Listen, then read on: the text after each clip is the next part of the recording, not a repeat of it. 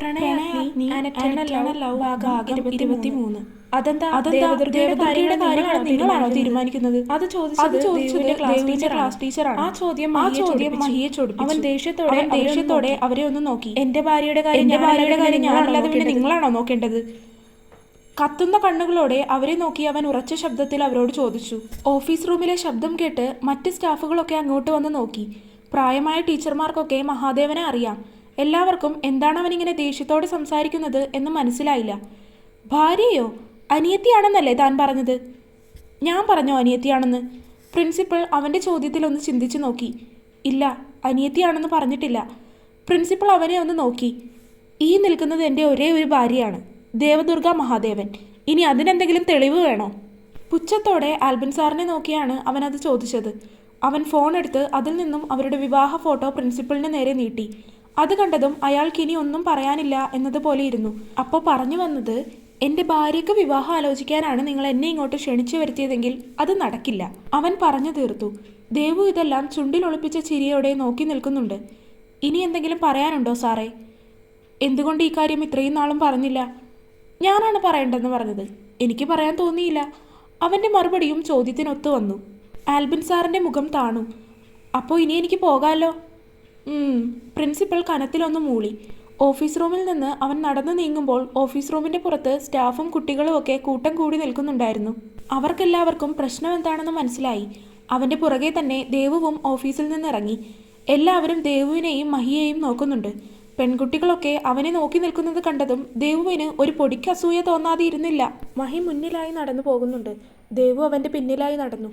വണ്ടി വെച്ചിരിക്കുന്ന സ്ഥലമെത്തിയതും അവൻ വണ്ടിയിലേക്കിരുന്ന് അവളെ നോക്കി. ബസ്സിൽ വന്നാൽ മതി, ഹെൽമറ്റ് എടുത്തിട്ടില്ല, അവൻ ഗൗരവത്തോടെ പറഞ്ഞു. എന്നാൽ അവൾ അവനിലും ഗൗരവത്തിൽ അവനെ നോക്കി തലയാട്ടി. അവൾ തിരിഞ്ഞ് ക്ലാസ്സിലേക്ക് നടന്നു. അവനും ബുള്ളറ്റ് എടുത്ത് പോയി. തിരികെ ക്ലാസ്സിലേക്ക് നടക്കുമ്പോൾ കുട്ടികളൊക്കെ അവളെ നോക്കുന്നുണ്ടായിരുന്നു. ഇനി കാറ്റിനേക്കാൾ വേഗതയിലായിരിക്കും ഞാൻ മഹാദേവൻ്റെ ഭാര്യയാണെന്നുള്ള കാര്യം കോളേജ് മുഴുവൻ അറിയാൻ പോകുന്നത്. ഒരു നിമിഷം അവൾ അങ്ങനെ ചിന്തിക്കാതിരുന്നില്ല. ഇൻ്റർവെൽ സമയമായതുകൊണ്ട് തന്നെ കുട്ടികളൊക്കെ വരാന്തയിൽ കൂട്ടം കൂടി നിൽക്കുന്നുണ്ട്. എല്ലാവരുടെയും സംസാരം ഈ നേരം കൊണ്ട് ഇതുതന്നെയാകുമെന്ന് അവൾക്ക് അറിയാമായിരുന്നു. ക്ലാസ്സിലേക്ക് കയറിയപ്പോൾ എല്ലാവരും അവളെ തന്നെ നോക്കുന്നുണ്ട്. സോന അവളെ കണ്ടതും വേഗം അടുത്തേക്ക് വിളിച്ചിരുത്തി. എന്തിനാ സാറ് വിളിച്ചത് നിന്നെ? അതോ, എനിക്കൊരു കല്യാണം ആലോചിക്കാൻ. കല്യാണമോ? ആ, കല്യാണം തന്നെ. നീ എന്താ ഈ തലയും വാലും ഇല്ലാതെ ഓരോന്ന് പറയുന്നത്? എന്താണ് കാര്യമെന്ന് തെളിച്ചു പറ. സോന കലിപ്പ് മോഡ് ഓണാക്കി. ദേവു സ്റ്റാഫ് റൂമിലുണ്ടായ കാര്യമൊക്കെ പറഞ്ഞു. എന്നാലും ആൽബിൻ സാർ ഇങ്ങനെയൊക്കെ കരുതിയിരുന്നോ? എന്നാലൊരു സാറായിരുന്നിട്ട് ഇങ്ങനെയൊക്കെ കാണിക്കുക എന്ന് വെച്ചാൽ മോശമല്ലേ? അതിന് ദേവു ഒന്നും മിണ്ടിയില്ല. ഹോ, എന്തൊക്കെയായിരുന്നു അയാളുടെ ഒരു പഠിപ്പ്! മനുഷ്യനെ ചീത്ത പറയുന്നു. ദേവദുർഗ മാത്രം നല്ല കുട്ടി, നമ്മളൊക്കെ പുറമ്പോക്ക്. സോന കത്തിക്കയറി. ദേവു അവളെ ഒന്ന് കൽപ്പിച്ചു നോക്കി. എന്നിട്ട് ഗാർഡിയൻ വരണമെന്ന് പറഞ്ഞിട്ട് അപ്പച്ചിയെ വിളിച്ചു വരുത്താനാണോ? അവളുടെ നോട്ടം കണ്ടതും അവൾ ഉടനെ ചോദിച്ചു. അതിന് ഗാർഡിയനൊക്കെ വന്നു കണ്ട് സംസാരിച്ച് പോയി. വന്നോ? വന്നു, പക്ഷേ അപ്പച്ചിയല്ല, മഹിയേട്ടനാണ് വന്നത്. അത് പറയുമ്പോൾ അവളുടെ ചുണ്ടിൻ കോണിൽ ഒരു ചെറിയ പുഞ്ചിരി ഉണ്ടായിരുന്നു. ദേവേട്ടൻ വന്നിരുന്നോ? എനിക്ക് കാണാൻ പറ്റിയില്ല. എന്നിട്ട് പിന്നെ എന്തായി? അറിഞ്ഞോ നീ ഭാര്യയാണെന്ന്? പറഞ്ഞു. അവൾ ഓഫീസിൽ വെച്ചുണ്ടായ ബാക്കി കാര്യങ്ങളും പറഞ്ഞു കൊടുത്തു. നന്നായി, അല്ലെങ്കിലും കോളേജിൽ വെച്ച് തീർക്കേണ്ട പ്രശ്നമായിരുന്നു. വീട്ടിലൊക്കെ വിളിച്ചു പറഞ്ഞ് ഒടുക്ക അവർക്ക് തന്നെ നാണക്കേടായി. ആ സംസാരം അങ്ങനെ നീണ്ടുപോയി. കഥകളൊക്കെ കേട്ട് കഴിഞ്ഞപ്പോൾ സോനയ്ക്കും ദേവൻ ചെയ്തത് തന്നെയാണ് ശരിയെന്ന് തോന്നി. ക്ലാസ്സിൽ ദേവുവിനെ പരിചയമുള്ള കുട്ടികളൊക്കെ വന്ന് അവളുടെ കല്യാണം കഴിഞ്ഞതാണോ എന്ന് ചോദിച്ചു. ആ ദിവസം മുഴുവൻ ആ കാര്യം പറയാൻ മാത്രമായിരുന്നു അവൾക്ക് നേരം. ക്ലാസ് വിട്ടു പോകുമ്പോഴും കുട്ടികളൊക്കെ അവളെ നോക്കി അടക്കം പറയുന്നുണ്ടായിരുന്നു. മുൻപുള്ള ദേവു ആണെങ്കിൽ ഇപ്പോൾ പേടിച്ച് കരഞ്ഞിരുന്നേനെ.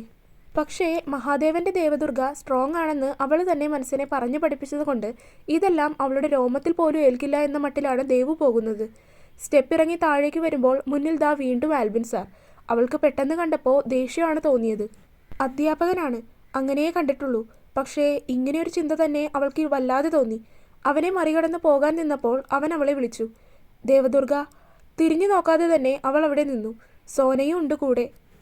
ആൽബിൻ സാറിന് നേരെ അവൾ തിരിഞ്ഞു. അവളുടെ കത്തുന്ന നോട്ടത്തിൽ തന്നെ ആൽബിൻ സാറിൻ്റെ തല താണു. I am sorry Devadurga. I know it's my fault.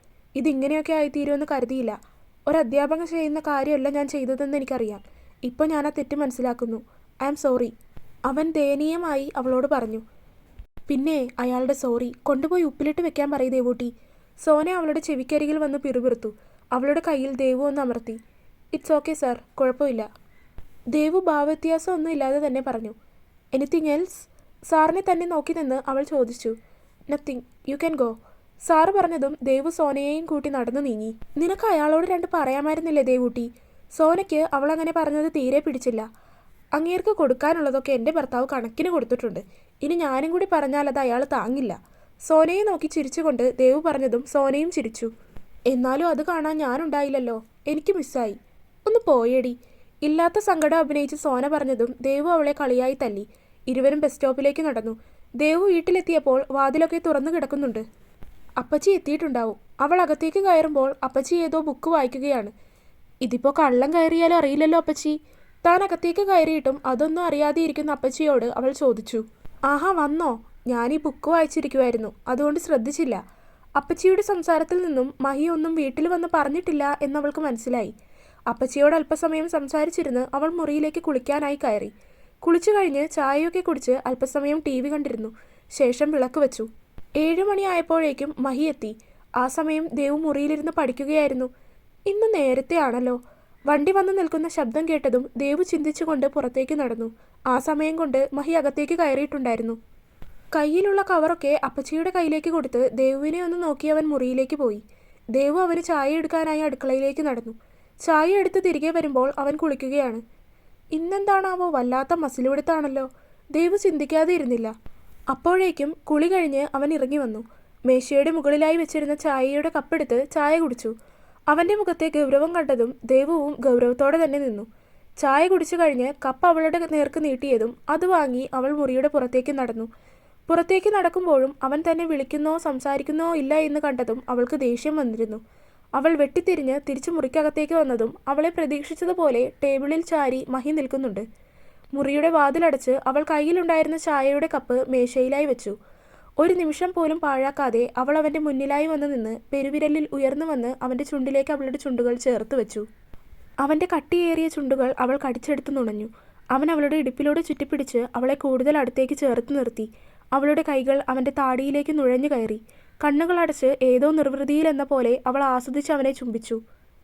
ഈ നേരം അത്രയും അവൻ അവളെ തിരികെ ചുംബിച്ചില്ല. അവളുടെ ചുംബനം അവൻ ആസ്വദിച്ചു. അവൾ അവൻ്റെ കീഴ്ചുണ്ടും മേൽചുണ്ടും മാറി മാറി നുണഞ്ഞു. അവൾ നൽകുന്ന ചുംബനത്തിൻ്റെ അനുഭൂതിയിൽ അവൻ വികാരത്തോടെ മൂളി. അവൻ്റെ കൈകൾ അവളുടെ ടോപ്പ് ഉയർത്തി അവളുടെ ഇടുപ്പിലായി തഴുകി.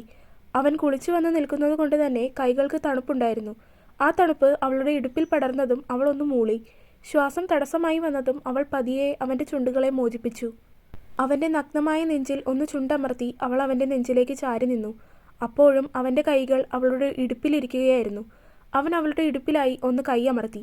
അവൾ നെഞ്ചിലേക്ക് ചാരി നിന്നുകൊണ്ട് തന്നെ മുഖമുയർത്തി അവനെ ഒന്ന് നോക്കി.